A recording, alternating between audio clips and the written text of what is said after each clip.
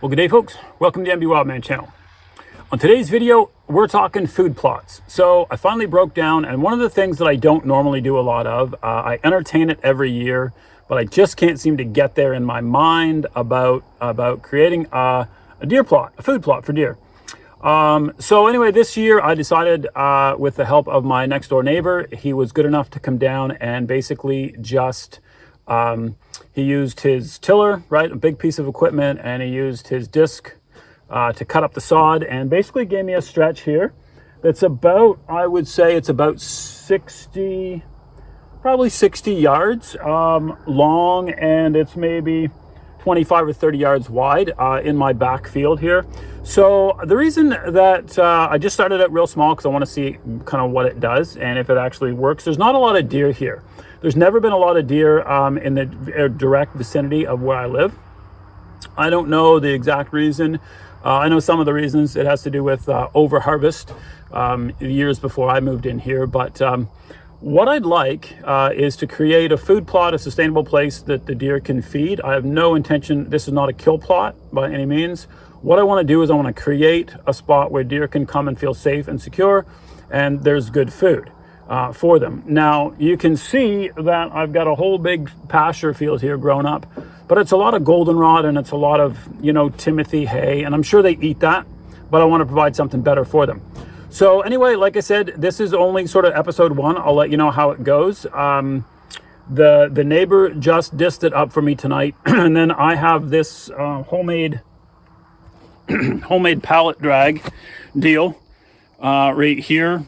So just a heavy weight on top of a pallet, and then a couple chains attached to my bike, and I've just been kind of dragging it up and down, as you can see. Just kind of dragging it to kind of just flatten down where he disked for me. So it looks like I'm all ready, and what I'll do tomorrow, I'm going to bring Elliot out. Elliot wanted to help me seed, so I don't want to do anything without him, but I just wanted to get started. So tomorrow I'll show you what I'm going to put in here for seed, and then hopefully I can give you some updates throughout the year as to how it grows and if there's any deer on the plot or not. It's a pretty safe spot here. There's actually houses far too close to this to shoot. So if anybody takes a deer off here, it would have to be with a bow and with my permission, since you're standing on my ground. Anyway, so stick with us here. It is the 5th day of August today. So Elliot and I plan on planting this tomorrow. So it'll be the 1st of August. We're going to put in some soybean that won't be all the way up before it starts to die, I'm afraid. And it will also, we're going to put in some winter brassica and some Biggins radish. I think that's what we're going to put in. So anyway, stick with us and I'll let you know tomorrow how it goes.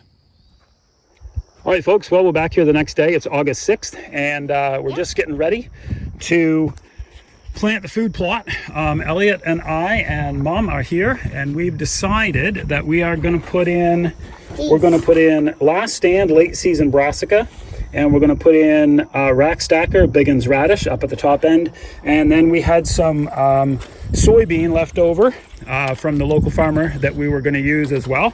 So Elliot, you can get ready, buddy, and we're just going to broadcast, right? We're just going to hand broadcast this down through our food plot, and then we're going to use the bike, and we're going to use the makeshift drag here. And once it's broadcast, we're just going to run over that a few times. I'll get Elliot to drive back and forth a couple hundred times, and we'll be able to just kind of pack it down into the soil a little bit, and then hopefully it's supposed to rain here the next couple days, so that should be good. All right. Right, Elliot, so you're just going to, that's the radish, so just kind of spread it a little bit thinner because it does grow quite big. And just, yeah, you're just going to spread it out by hand. Good job, buddy. Nice. All right, Mom's down there putting in the winter mix. Okay. So again, we're just spreading this by hand. There's no real science to it. We're just going to toss it out. And all right. So we'll be right back in a few minutes because we got to do this whole patch. So just give us a couple minutes and then we'll get back to it. All set, buddy? All right, so just try to go up and down, and you're just trying to roll the seed under.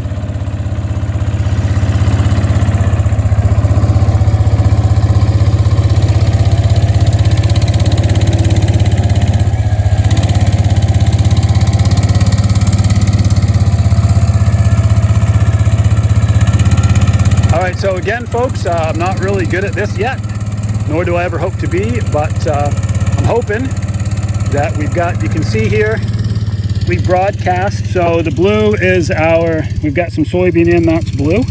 And then we've got the late season brassica mix is kind of the pink seed that you can see. And the Biggins radish, you can't really see that. It's quite dirt color. So it's in here, but you can't really see it. And we really only planted that top end up there with the Biggins radish. I didn't want it mixed in because it does get quite leafy and I didn't want it to drown out the other stuff. So, all right, we're gonna get Elliot and Mom to drive up and down here, back and forth a bunch of times. And then I'll show you what it looks like when we're done. Good job, buddy.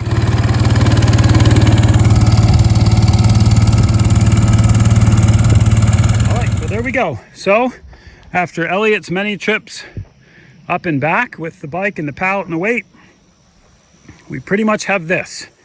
So we're seeded and we've tried to roll most of the seed under. Looks like most of it got that way. There's going to be, I'm sure it's lots of ways it could be better, but with the equipment that we've got, this is what we've got. So we're going to call this day 2 of the food plot this year, and we will be back to update you when, maybe in a couple of weeks or so, when it starts to hopefully germinate and come up.